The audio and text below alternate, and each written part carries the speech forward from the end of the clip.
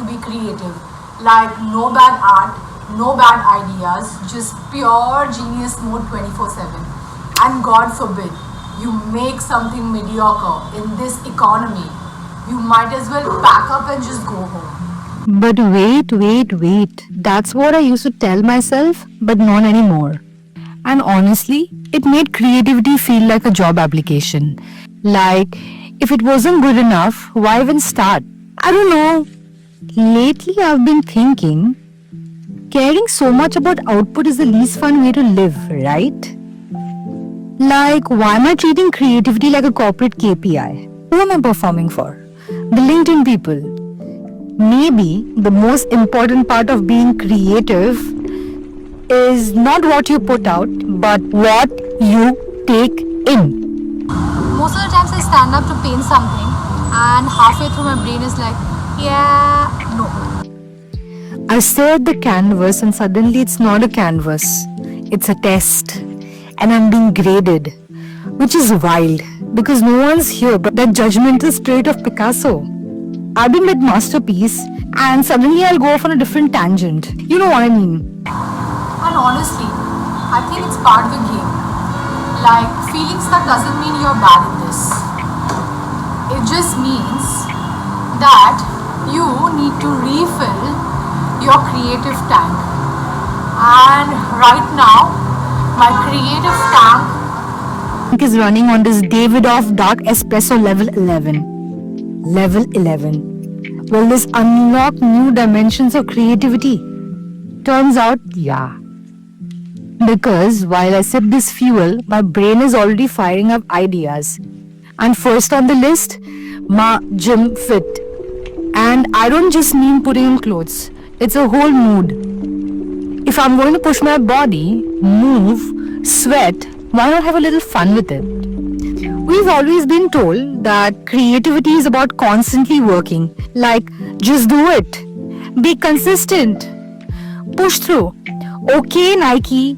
But tell me why the best ideas come to me when I'm running off somewhere or overstimulate my prefrontal cortex at 2 a.m. Maybe creativity has a rebellious streak. The moment you sit down like, alright, let's be brilliant. It's like, nah, I'm good. But catch it off guard while simply sitting in your chair staring at a ceiling stain and boom, an amazing idea. So what if instead of forcing it, we tricked creativity into showing up? Like imagine if instead of a regular to-do list, you had a creative to-do list. Stuff that doesn't look productive at all, but actually feeds your brain. cooking reminds me that creativity is like making a meal. You can't rush it. You follow the steps, trust the process, and eventually something comes together. Or you burn it. Either way, it's character development. But real talk, there's something so therapeutic about making something with your hands. No expectations, no performance, just chopping, stirring, tasting, being. Maybe creativity works the same way. It needs space to breathe, to simmer, to come together in its own time. Some days though, you open the fridge of your brain and it's just empty. No ingredients, no inspiration, just vibes and maybe a half-eaten idea from last week. And that's okay. Struggling for ideas doesn't mean your work is failing. But then you start questioning, what if creativity is everything that comes before the work? What if creativity isn't about forcing inspiration, but about collecting it? Sometimes that means stepping away, just existing for a second, surrounding yourself with nature, letting the sound of the leaves rustling remind you that not everything in life has to be made. Some things just are. Or maybe just sitting in silence. No distractions, no to-do lists, just stillness.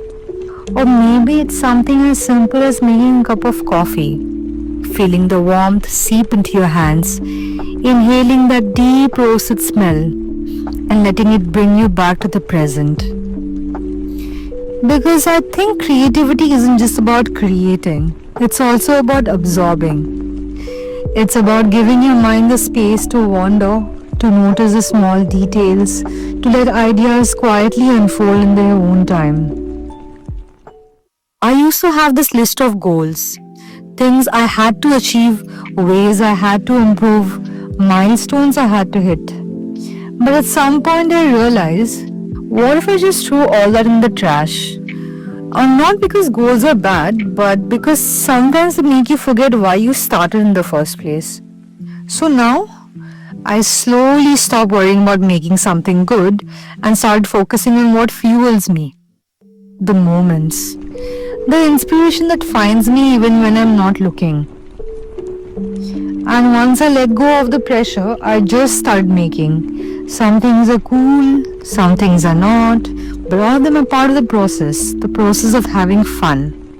So instead of counting the likes, count the number of books you read and the places you wander. Because, my friend, the best ideas don't find you when you're desperately chasing them. I guess you need to let them come to you. In your sleep, too, of course.